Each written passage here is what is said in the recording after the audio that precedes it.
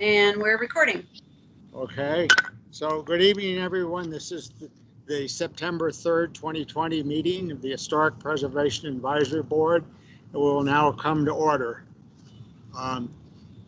Basically, we've already covered the roll call, but for formality, I'm Charles Gray. I am the chair.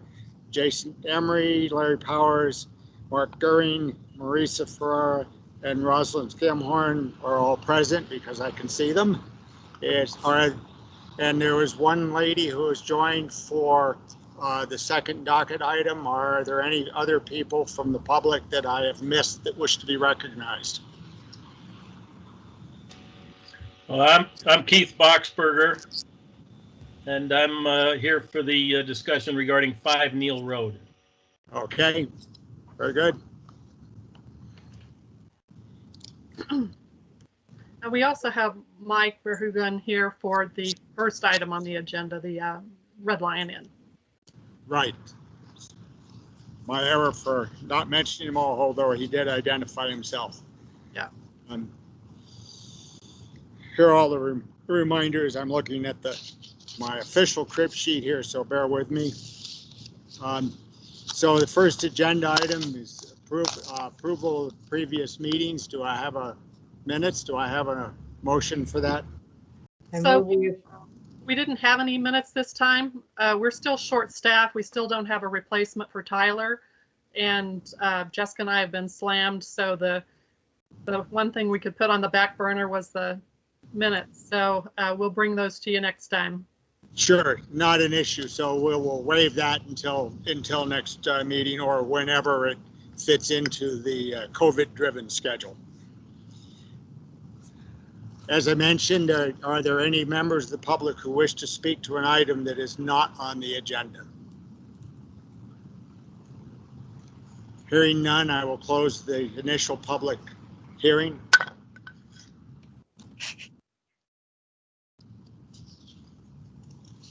Okay, where was I?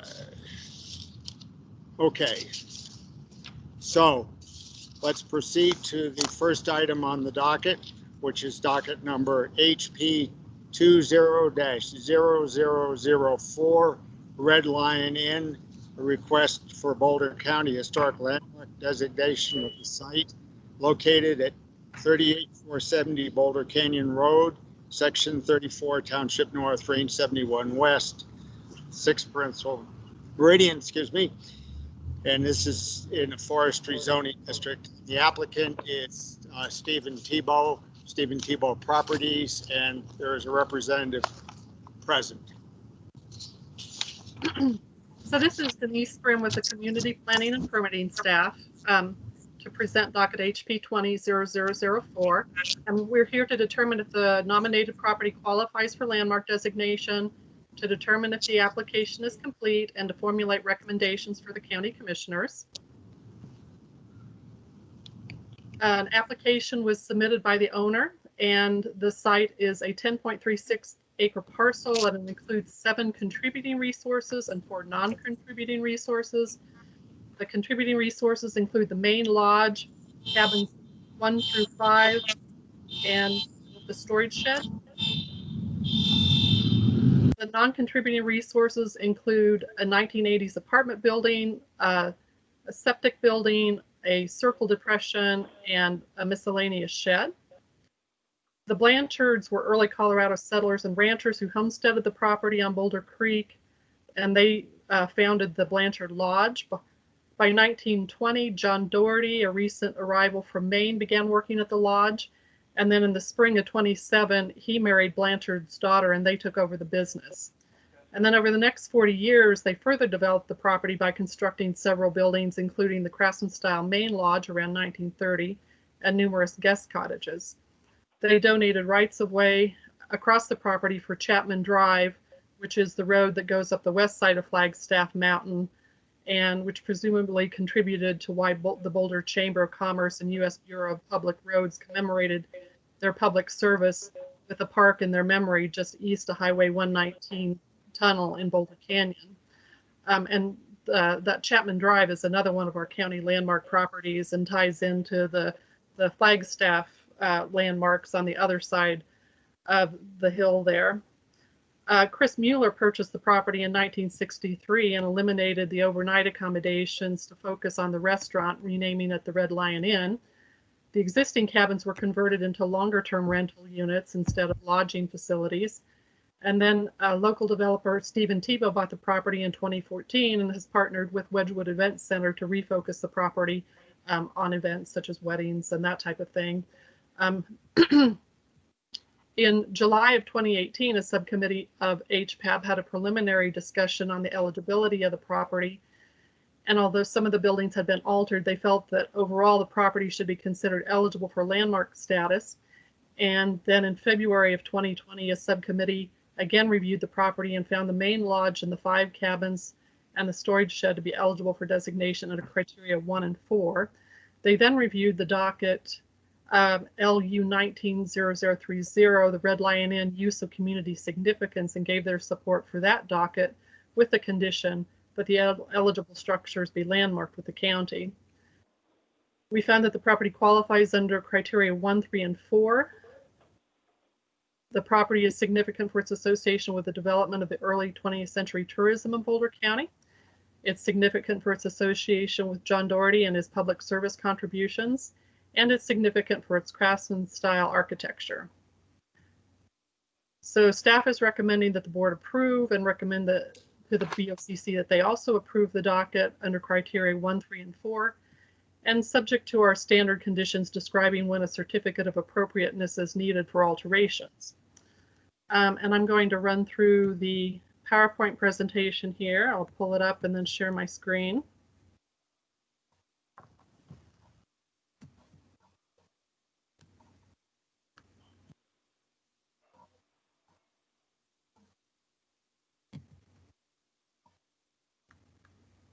So if somebody can just confirm that that's showing now.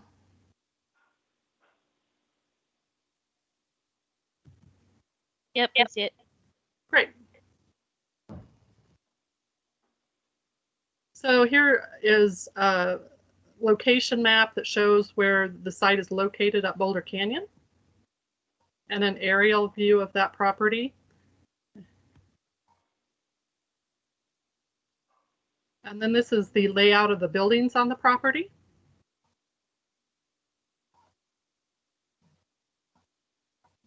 And then we have a variety of photos here. This is the main lodge.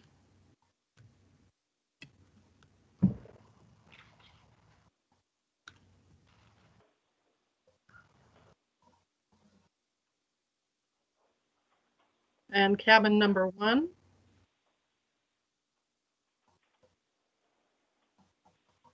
And the second cabin. The third cabin. The 4th. And the 5th. And then this was the storage shed. And this is the non-contributing apartment building that was built around 1980. And then we have a structure that was built to accommodate the septic. We've got a circle depression, which on old aerial photos, it looked like there used to be a pond there, but it wasn't like a feature that had necessarily been there a long time. It sort of seemed to be something that came and went. And then we also have a miscellaneous shed that's not that old as well. And then we have some photos of the Blanchards and a photo of the Blanchard Lodge, which is an undated photo. And a postcard from the 1930s.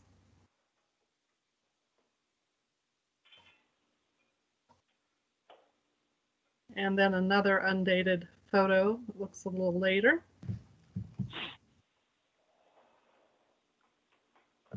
And then looking into the 1950s. And that's all we've got.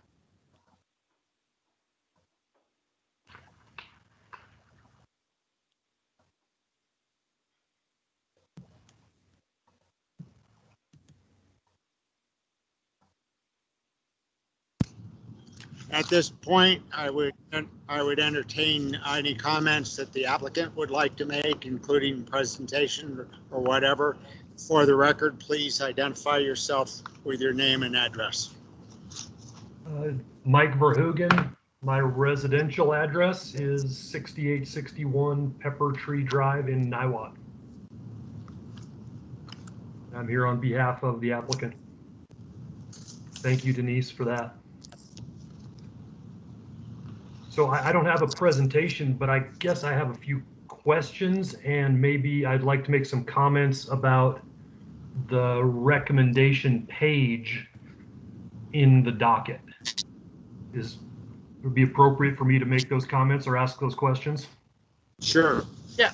So when I look at recommendation number 2, which is really what I consider to be the applicant's ongoing obligation as part of this process, I see the word original materials in the paragraph at least twice. And I just want to make sure that at least what that would mean to me would be the current materials. I mean, if there's a renovation that needs to take place, or a repair, or siding needs to get redone, I understand that we'll try to match what is there as of today. We're not going to try to find the original materials. Right. And so that just is pointing out which things you can just go ahead and do without any further review from us. If you wanted to propose some different material on a building, we could always consider that. We would just need to bring it to a subcommittee of this group. So I think, Mike, you attended one of our other subcommittees where we just had a few people in a room and talked about things. That would be the same kind of thing. So if you wanted to change, say, one of the roofing materials on a building or something and propose something different, it's not that we couldn't approve it. We would just need to meet with the subcommittee before doing so. If you don't want to go to the subcommittee, you can use original materials, which, if there's already a material on there, say the original shingles were sun cedar or something, now it's got asphalt shingles. Well, you could go back with asphalt. You wouldn't have to go back to cedar shingles. So that would fall in with original materials in our minds. Okay, well, I appreciate that. You would also then have the option to come back to us at that subcommittee level and propose metal or something like that if you wanted as well, and we could consider that. I would just say touch base with staff first, and we can give you guidance and direction on what might be supportable or not. Okay, well, just to make sure there's no confusion going forward, does it make sense? Is it possible to change that language in the recommendation that will be made to the county commissioners? Sure, we can make it say original or existing materials. Okay, that would, I think that's fair, and yeah, the subcommittee meeting seemed super reasonable, so no problem for us to go through that process. And we also do have grant money for projects where you're doing rehabilitation. So if there were some of the changes that had been made in the past and you wanted to take them back to something more original, that would be something that might be eligible for a grant project or something like that as well. So there are a variety of options that we'll work with you on. Okay, I appreciate that. Okay, my next question is, what do I do if there's a conflict between the agreement that the applicant makes with the board and some other government entity? You bring it up, Denise, you made a good example. What if there's a requirement that the roof is switched over to metal, as a hypothetical? So you can always contact me, and we can, say the building code requires something to be changed to meet building code. Well, you can contact me, and then we can work with the building official to get an exception to the building code in some cases, or work out what's a reasonable compromise. Again, some things might need to come back to this group for approval, but the chief building official will work with us on landmarked buildings to give us exceptions to the code as well. So that's an option as well. And is that also something that I should ask for in the recommendation, just to make sure there's no misunderstanding 5-10 years from now? You shouldn't need to do that because it's just part of the building code and part of what we do. So we don't, even though that's, standard practice, it's not something that that we have to spell out in the conditions because it's just general practice. Okay. Okay.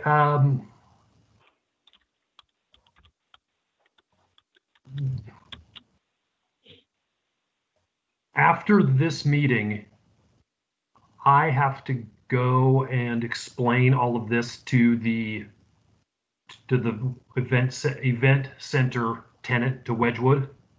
Uh-huh. I don't expect any sort of problem or additional questions or anything, but I just want to bring it up to everybody here that I haven't done that yet and I still need to do it. And so I may want to email Denise or the group or whatever at that time.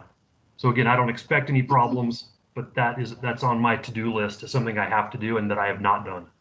Sure. And if you want me to jump on a call, a group call with you guys or anything to have a discussion, I'm happy to do that anytime. Okay, and that's all I have. I'm happy to answer questions, or I'll just mute myself and get out of your way.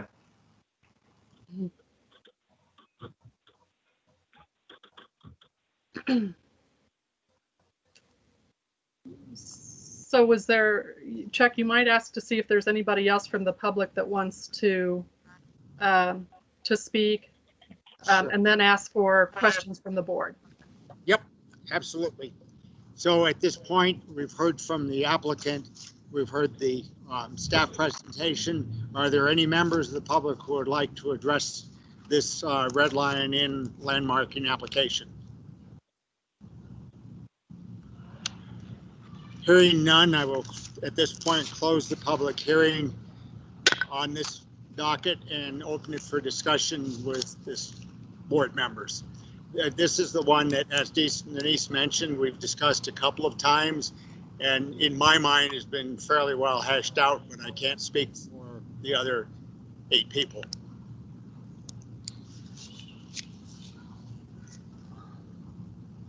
Comments? It seems like, this has gone through subcommittees before, and I, for my part, am really happy to see that this facility with its great and long history in Boulder is going to be preserved. I think it's great.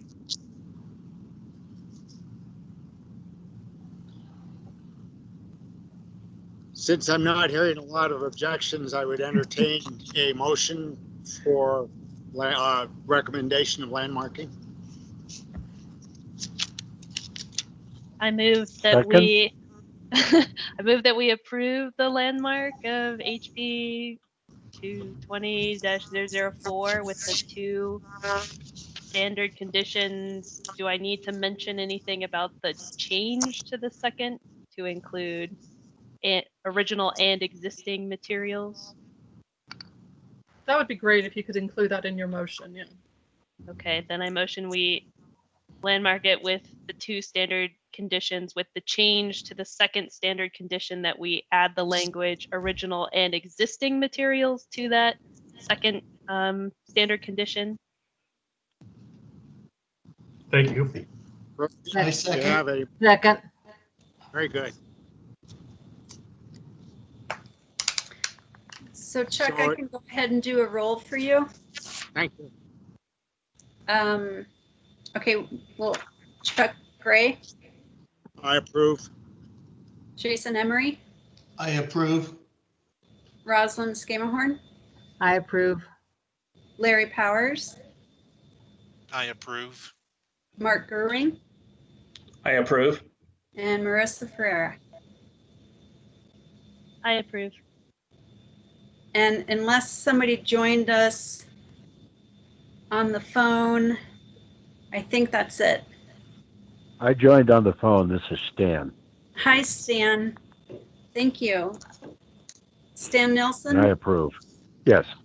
thank you. So we have approval for docket SP, what was the number again?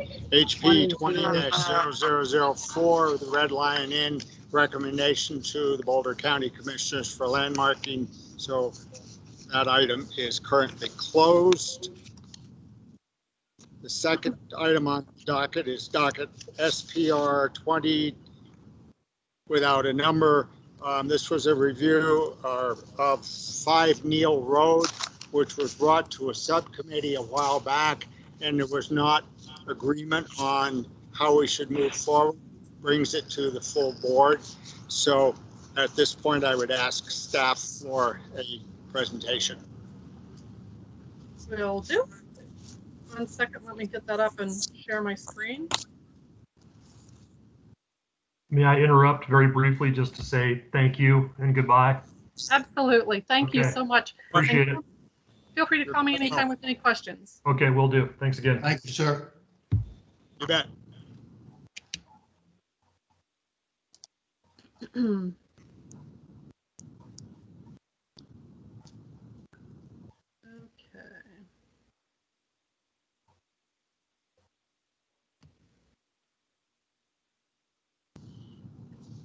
It's there. Okay, thank you very much. So this is a to be determined docket number. The owner will be submitting a site plan review soon to build a new cabin on the property at 5 Neal Road. And their desire was to deconstruct the existing cabin. And we are a referral agency that receives the ability to comment on these types of dockets because there are site plan review criteria that indicate that historic resources shouldn't be destroyed. And so when we receive these referrals, the first thing we do is to determine if the property is eligible for landmark status, and if it is, then we review the plans for the particular land use docket that is going through our process.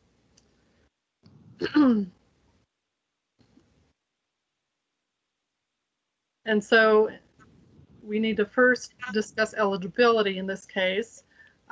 In terms of this particular property, Tom Neal bought the property in El Dorado Canyon in 1923 and platted the Neal subdivision in 1925, creating 39 lots. The cabin was built around 1925, but it's unclear if Neal ever lived at this address. He owned 240 acres of farmland in Boulder County, where he lived, and owned 1,300 acres of ranch land above El Dorado Springs. He sold the property in 1927, and it changed owners a couple of times before it being bought in 1929 by the family that still owns it today. The cabin has not been used for a number of years and has fallen into disrepair. Our staff member, Scott Mueller, completed the architectural inventory form on the property and found that the property qualifies for landmark status under criterion 1 due to its association with the development of the Neal subdivision in the El Dorado Springs area, and also due to the vernacular style and materials used. In August, couple weeks ago, August 19th, we had a subcommittee of the board review this, and they agreed that it was eligible for landmark status under criteria 1 and 4. They then reviewed the proposal for deconstruction and to build a new cabin, but they were unable to come to an agreement on the comments for that part of the proposal, with one member feeling that it was likely beyond repair and the other one wanting to see it preserved if possible. And so because the subcommittee didn't agree, we felt that the full board should review it and comment on the docket. And so we did include in the packet the site form that Scott created. Let's see.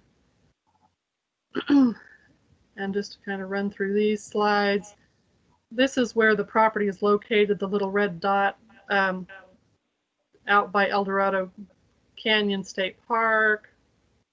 You drive through the park to get to this area.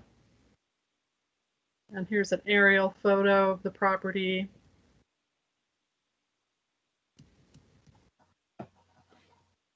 And then it's an irregularly shaped parcel. In these old town sites, we often have different configurations of little tiny lots that were, they're not all considered separate building lots, but however they've been held on deeds through time kind of determines what we consider a legal building lot. And so this is, the red outline here is what we consider to be the parcel in this case. And you can see the existing cabin over on the right-hand side.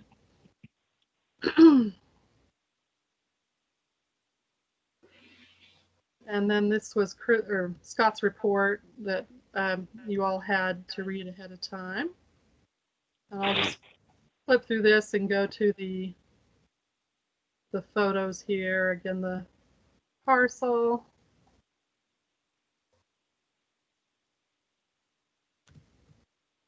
Okay, here we go.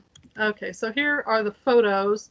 The north elevation of the cabin has a fair amount of vegetation around it. And the northwest side.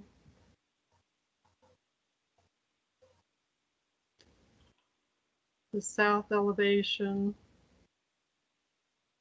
And the east.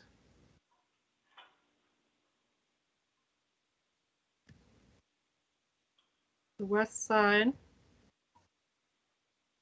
And then this is in the area inside one of the additions that was tacked onto the cabin on the south.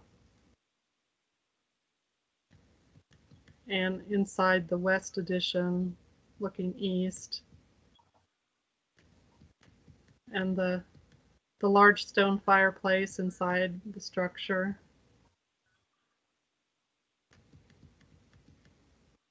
And one of the interior bedrooms. And then an old incinerator. And then we have a photo of the structure from 1949 on one of the old assessor cards. And then a not very good photo from 1978 that has a lot of shadow on it, unfortunately.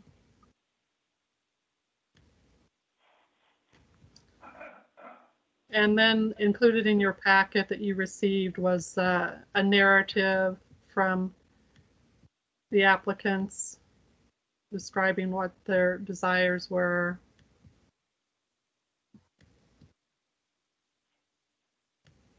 And then this is a partial site plan.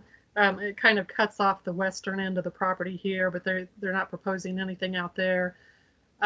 This is where the existing cabin is located on the property. And then this is where they're proposing to build the new structure out here. It is a fairly constrained site. The setbacks from the property lines are 25 feet, and there is floodplain that runs along the south side of the property that that needs to be avoided as well. But some of the options available to the applicant, if they did decide to keep it, we do have the grant program available for landmark buildings. We do have exceptions in our land use code that could allow them to have to keep the old cabin and still build a new one and have the old one become an accessory dwelling unit, or to be used for some other use, like additional living area that they could use. We have the ability to get building code exceptions for landmark structures, things like that. So there are a variety of options available to owners to be able to work with these structures and still allow someone to build something new. So those are all possibilities to consider as well. And that's all I have at this point.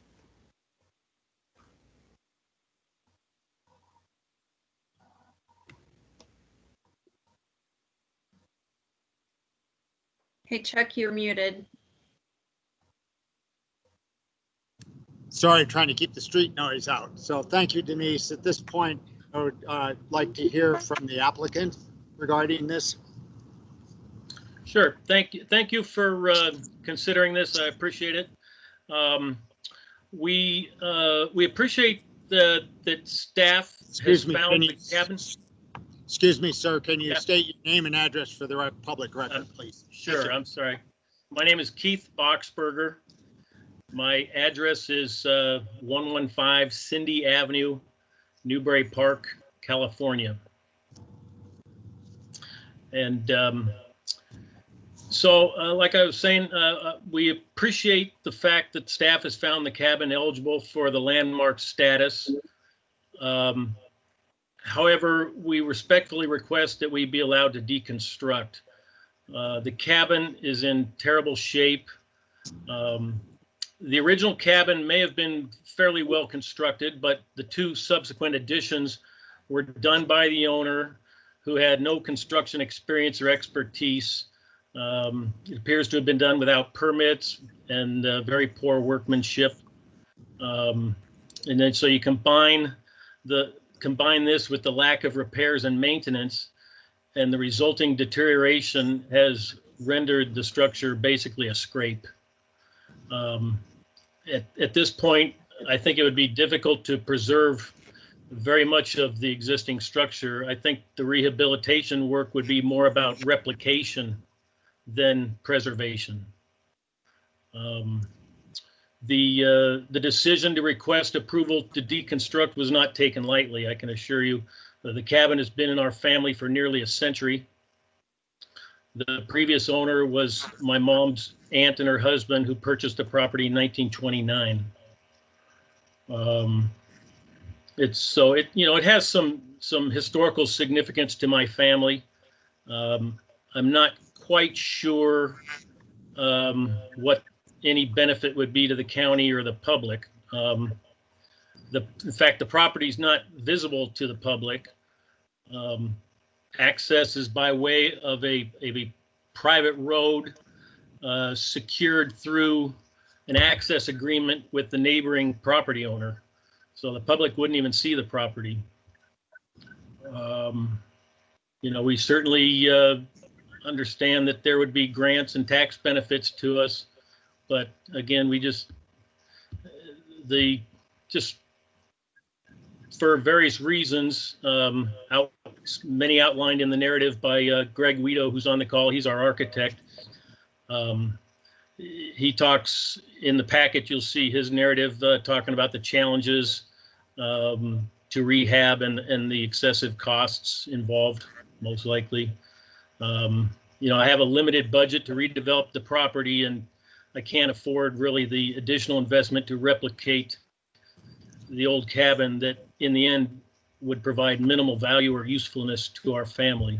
So those are my thoughts. I don't know if Greg, if you have anything you want to add, but I do want to again thank the board for your consideration and allowing us to demo this existing structure.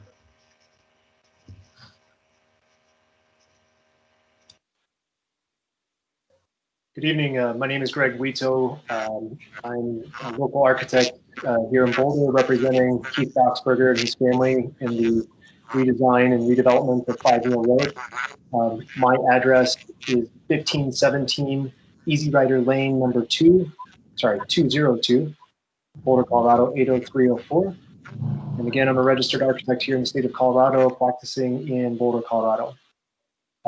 I've been working with Keith and his family over the past couple of months, preparing what we hope is a extremely resilient and appropriate cabin design for the site. We certainly appreciate the historical value of the cabin that's currently on site, and I really appreciate this opportunity to come before you all and discuss the deconstruction of this structure.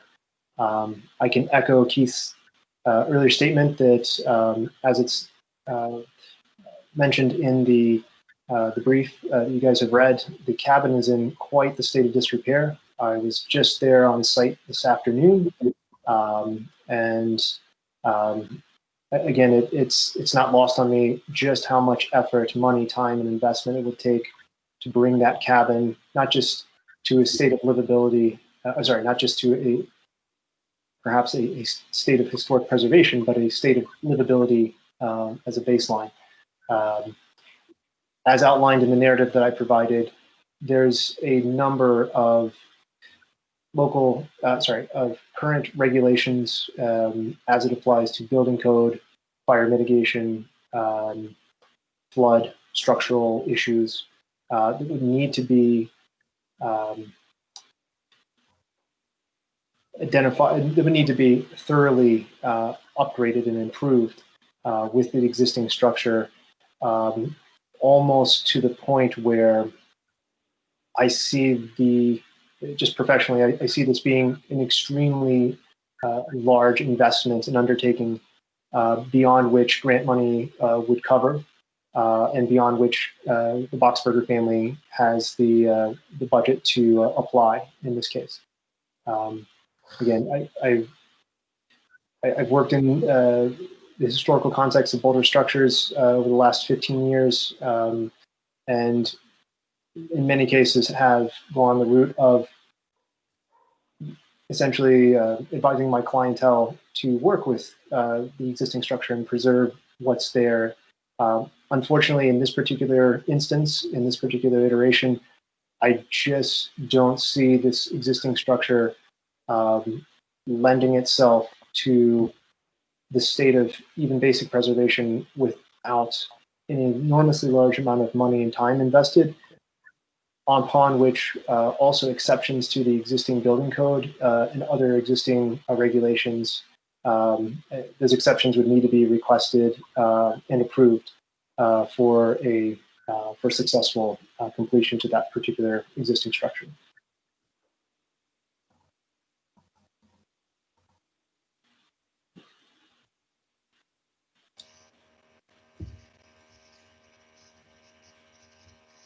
Chuck, you're muted. I'm unmuted now. Lots of trucks going by. My excuse is that I've not had any internet at home for 2 days, so I'm sitting outside the courthouse. So is there then further discussion from the board regarding this application?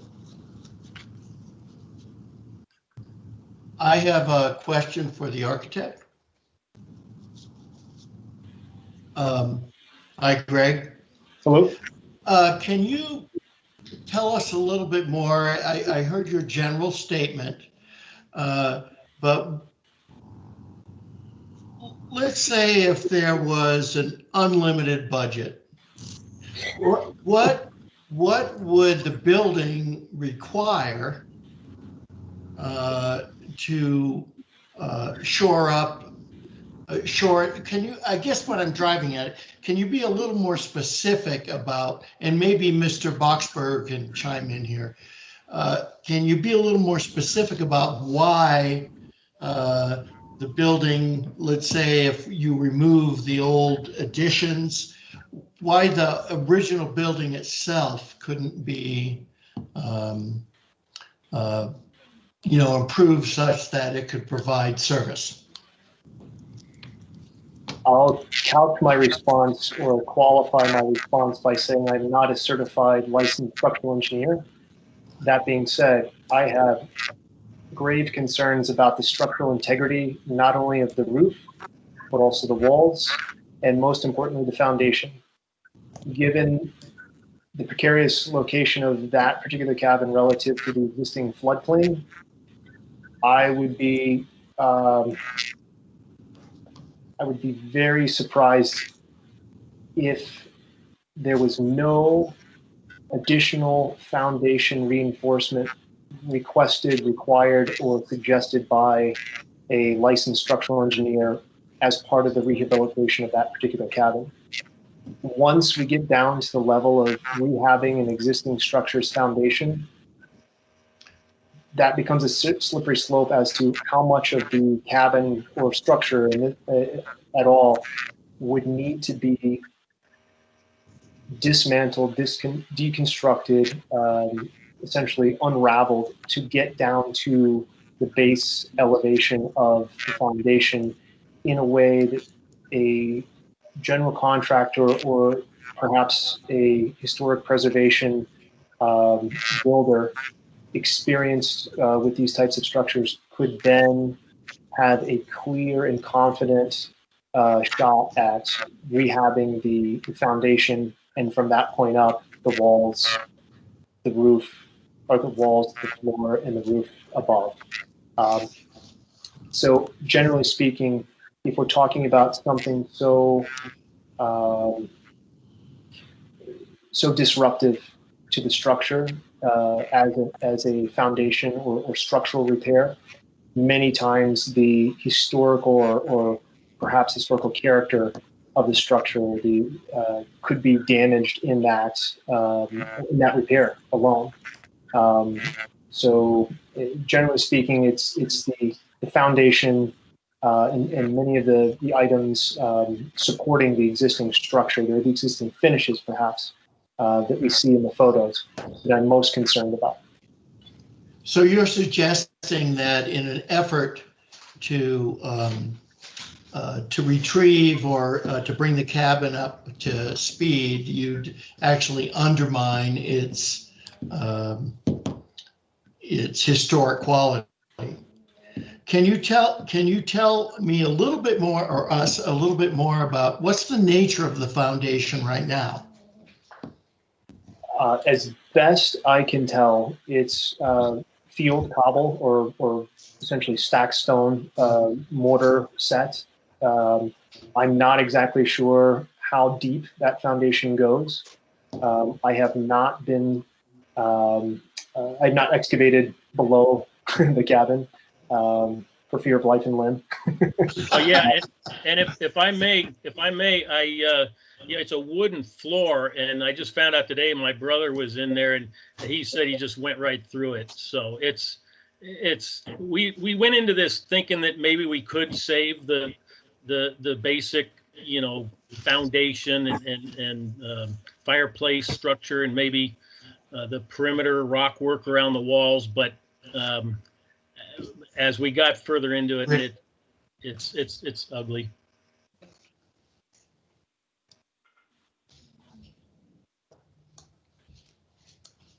Thank you. Can I ask one question? Was there any damage from the 2013 flood, or is it?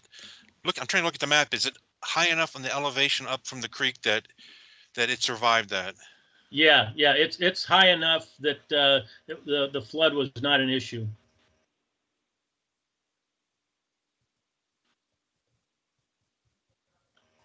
Most of the flood damage was done on the other side of the creek.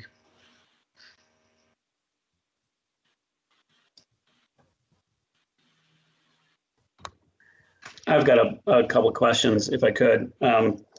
It sounds like there wasn't a structural engineer's assessment of the property. Is that correct? That is correct. And I mean, you know, we all know this, like anything can be repaired and fixed, but the cost might be so much that it is prohibitively expensive. I certainly understand that. I've been in that situation a number of times myself. A question maybe for staff. This has come to us because of an SPR request. Is that correct? Yes.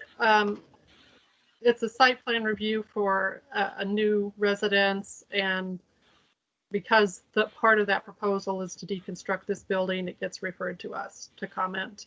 And then, you know, again, if we felt that it is eligible for designation, we comment on their plans.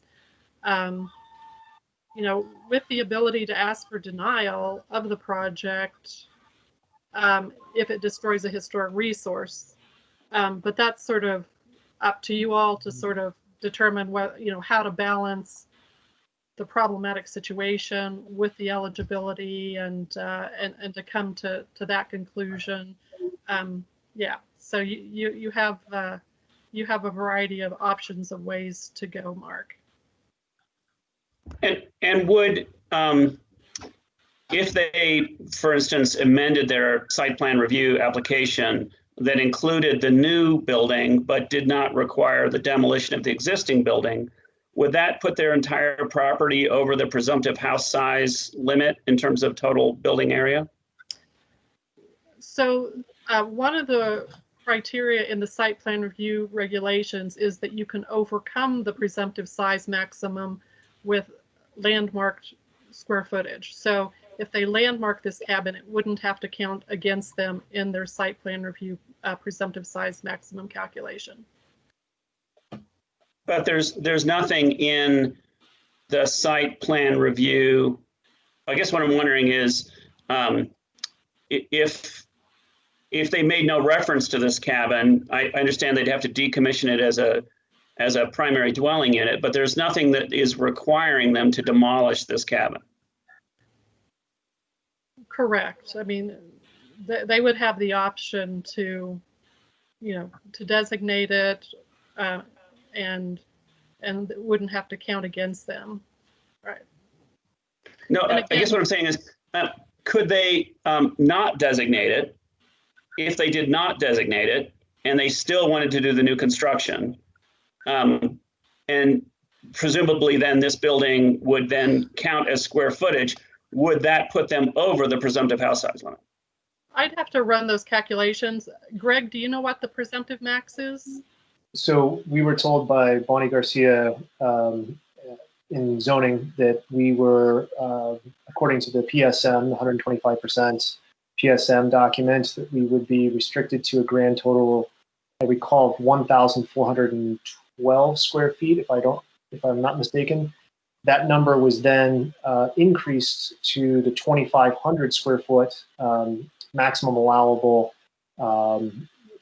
by exception to the PSM for this particular property. And that was confirmed by Ryan. I'm sorry, I forget Ryan's last name. He was our site plan review. To 2,500, yeah. So and without. And what would the total be of what you're proposing plus keeping the cabin there? The rough arithmetic is we're proposing approximately 1,300 square feet of new floor area. The existing cabin is approximately 745 according to county assessor records, so we would just be shy of 2,200 square feet. Okay, so you'd still fit within the numbers easily then? Yes. Okay. Thank you.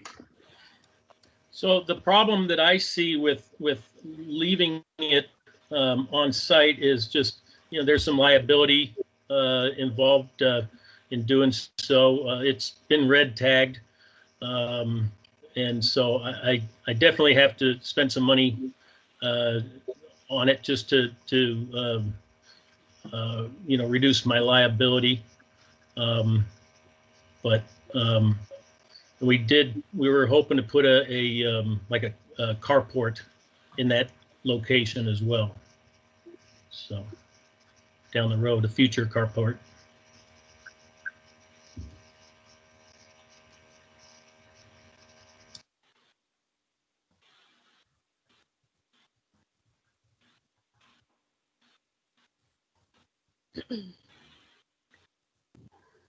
My comment was strictly that, given its history and so forth, I kind of wanted to see the basic structure saved as under the ADU rules to be used at a future date for whatever, perhaps with minimum repair at this point. I certainly don't see trying to make that the primary dwelling given all the architect's report, etc. I guess there were some questions about location as well. So, kind of my goal or interest was, if possible, was to save the basic unit, knock the really shoddy additions off because they're even bigger hazard now. If that's not, totally impractical, then so be it. That was basically my comment, and that was the reason it got kicked to the whole board to discuss. So are there other comments from board members, questions, discussion, etc.? I would just comment that in the subcommittee, I was in favor of demolishing the building just because I felt like I think sometimes our goal with historic preservation is we want to preserve the highest and best use of a property or a structure. And in this case, a cabin, like I would love to see it lived in and continue to be used as a home. And it sounds like the amount of effort to get it to that point is maybe not possible, or is possible but is so out of budget that is it really used? Like, is that really useful?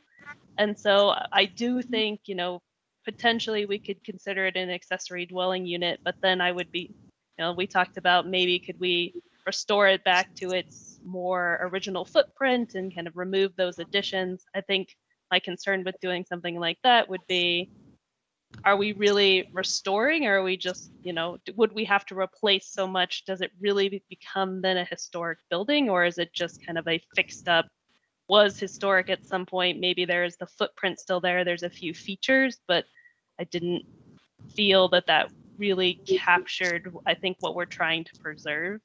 And so that's why I reluctantly, because I don't ever like to see historic buildings deconstructed, but I think sometimes when they're in so far disrepair, it maybe is the best course of action, and why I was in favor of demolishing it. I would like to hear what a structural engineer has to say about it. That could be cut and dry. I mean, if the foundation's shot, or if you had to rebuild the whole thing to keep it, something would really help making a decision.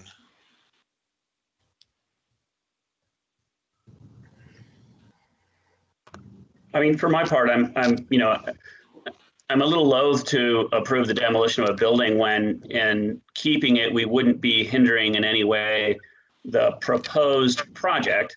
On the other hand, just keeping it to keep it, we can't compel the owner to renovate it. We can't compel them to fix it up. It could just sit there. And obviously there's some issues about demolition by neglect, but on the other hand, landmarking over the owner's objections, I think, is should be taken very seriously. So I'm a little torn about this, but I'm not sure if there's a compelling public interest to keep a building that the owner doesn't want and will not intentionally use. Yeah. Go ahead, Rosalind. I have a comment just about the entire site. It seems to me that the cabin, what's left of it is mostly, if you're looking at anything that's usable, is the stonework. The rest of it has deteriorated to the point that there is nothing usable. And that means that if they were required, if it was possible, required to rehabilitate it, it wouldn't, the only thing that would be historic is the stonework. And at that point, what is the point? It's not rehabilitation, it's rebuilding. And I think this has gotten beyond the point at which it can be rehabilitated successfully and with a purpose.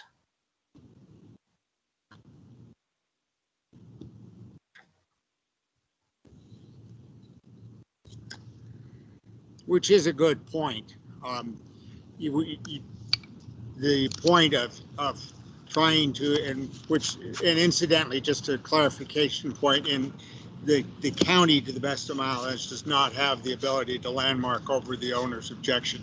A little bit different from the city. Correct me if I'm wrong, Denise, but in any event, from a practicality standpoint, if it's something that the owner really doesn't want, then trying to keep, even as much like Rosalind has mentioned, that sort of thing is really kind of counterproductive.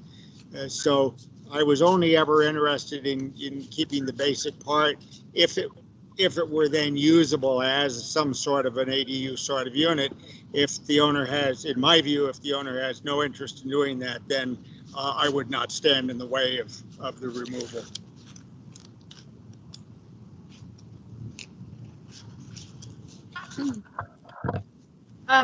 So before any final decisions are made, we did have someone on the phone from that neighborhood. And so, Chuck, you might also allow time to solicit input from anyone that wants to speak as well. Shirley, thanks for the reminder. So are there other questions or comments from board members? So at this point, I will close the board discussion and go back and see if there is any further public comment. I don't have good visibility as to who has joined, so if you have, please speak up at this point. Thank you.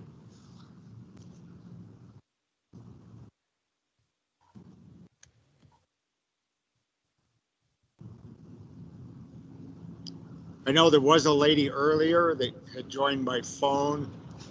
I'm not sure. So is it *6 that they hit on their phone or *9 to unmute themselves?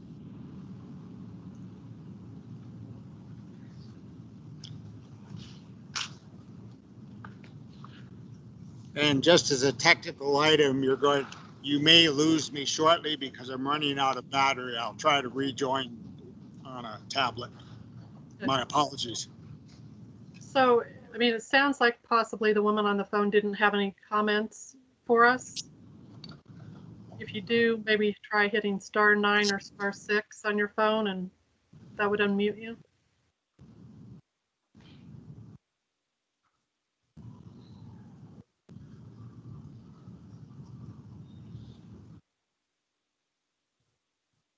So evidently not. Hello?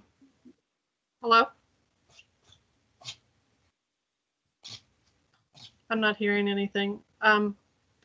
We did have another neighbor call the office actually as well about, because he saw that this was being reviewed, and he might landmark his place because he lives down the road and has one of the older places. So, so we might get a landmark in the neighborhood anyway. But he's not on the call today, so.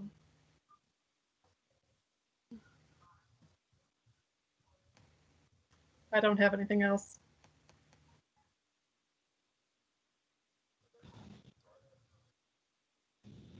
So I don't know if Chuck is frozen here.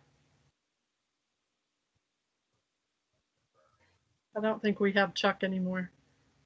And so. Mark. In his stead,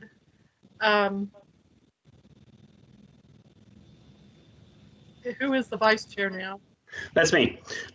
Do we place a motion on the table that recommends that we approve the demolition of the existing cabin at 5 Neal Road? Is that how that's done? I noticed there wasn't a staff recommendation. So first of all, we should confirm the eligibility issue. Okay. So if you all, it sounds like everybody's in agreement that it's eligible, but that might not prevent, you guys might not want to hold up the demolition. So, so first of all, I would, ask the board to clarify if they do believe it does qualify for designation, and then make the decision based on what comments you want to send back to current planning about whether or not we want to put any conditions on that site plan review docket. Understood. So can we just kind of go through board members? Maybe Jessica, you could help me here about whether the board members feel like this existing cabin is eligible for landmark designation. Sure, I'll read those off. Jason Emery. I think it's eligible. Rosalind Scamerhorn. I believe it's eligible. Larry Powers. I believe it's eligible. Mark Gerwing. I believe it's eligible. Marissa Ferreira. I believe it's eligible. And Stan Nelson. I think it's eligible. And we don't have Chuck with us right now, but that's a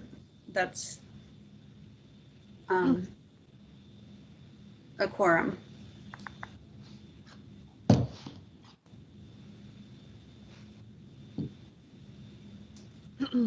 Mark, you're on mute right now. Oh, sorry. Based on that or not, whether we feel like we can approve or not the demolition deconstruction of the existing cabin at 5 Neal Road.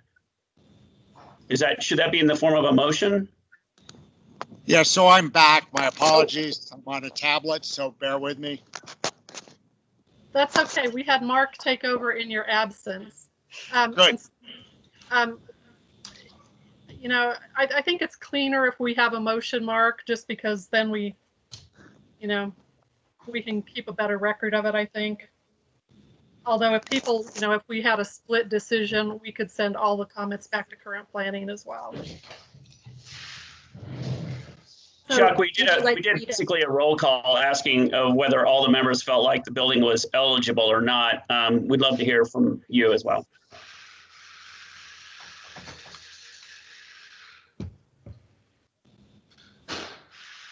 Chuck, did you hear that?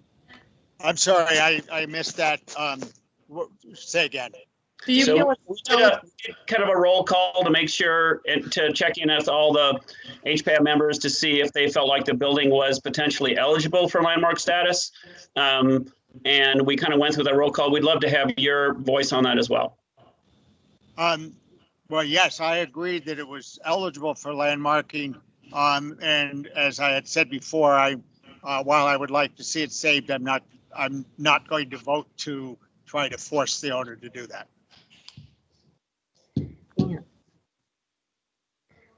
And then Mark, so I guess, would you like me to do a roll call vote on the deconstruction? Do we want to motion it? Put a motion forward to move that the existing cabin at 5 Neal Road be allowed to be deconstructed. Yeah, just that, unless I need to add anything more. Second. Okay. Chuck Gray. I would allow it. Jason Emery. I approve. Rosalind Skamahorn. I approve. Larry Powers. I approve, and I hope that perhaps some of the salvageable material could live a continued life in some other capacity. Mark Gerwing.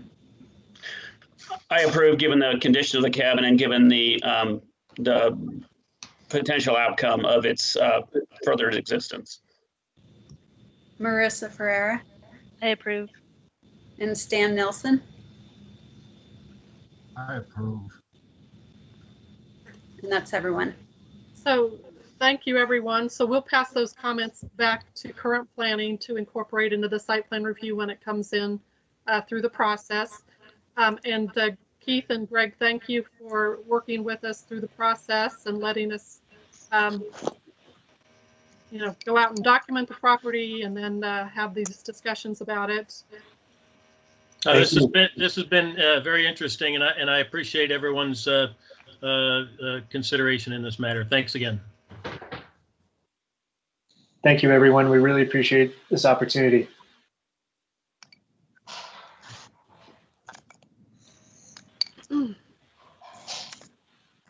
So then we just have other business then on the agenda. And one of the things that I wanted to mention was I emailed you all some information late this afternoon about the Rock Creek Farm project. Parks and Open Space is creating a new management plan for that large open space property, and it is a designated landmark. And so they're including us in their process to provide comments on that, starting with including us on a site visit that would be done on the 24th of September. And then they'll come to one of our subsequent board meetings to present their draft management plan, and we'll be able to provide additional comments on that. So I just wanted that to be on your radar so you could save those dates. And I also sent along the original landmark packet so that you could read through that to get an idea of what types of resources there are on that property. There is the farmstead there. There are also some prehistoric resources on the property, some things like that. So it's an interesting property. So if you can look that over before the site visit, that would be useful. And then just, you know, let us know then if you're interested in participating in that site visit. You know, some of you might not be comfortable, you know, going on a site visit at this point. They're going to try to split the group up so that there aren't too many people in a bunch. We'll have to, you know, try to, you know, we'll have to drive separately. We'll have to wear our masks. We'll have to, you know, do those types of things. But it's been a while since that property was in for any kind of HPAB consideration. So, so this would be a good opportunity to familiarize yourselves with that and think about, you know, if there are any particular things you would want to make sure were reflected in the management plan for the property. So that's coming up. And then the only other thing I was going to bring up was that a number of us participated in the National Association of Preservation's Commission's online training. They had an online conference, which was a grueling 7 days straight of online sessions.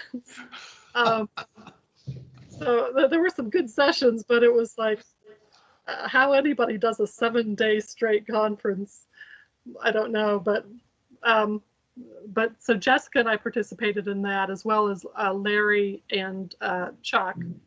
And so one of the things with these conferences are that the state reimburses us for our tuition for these conferences if we you know, if we report back on what we learned. And so if either Larry or Chuck wants to talk a little bit about what they learned, if you're prepared to do that tonight, or we can do that at some subsequent meeting as well, whatever works for you all.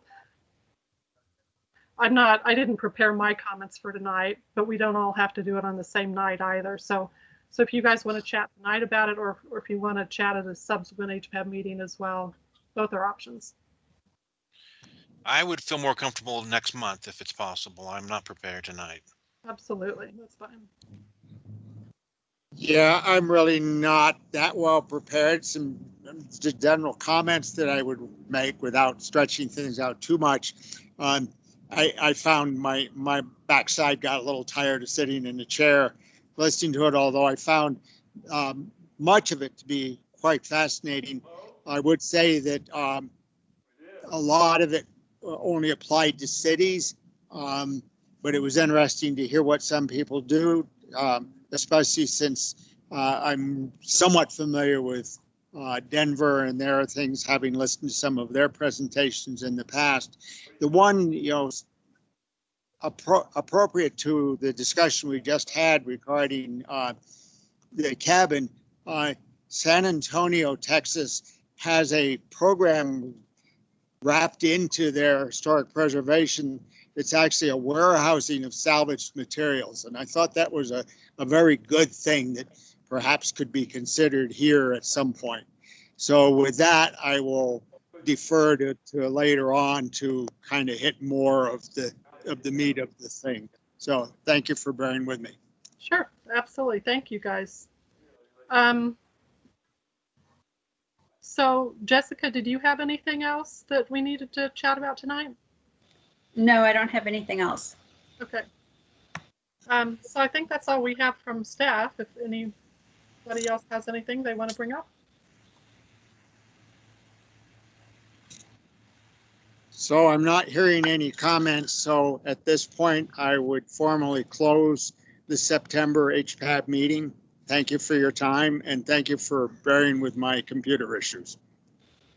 No problem. Thank you for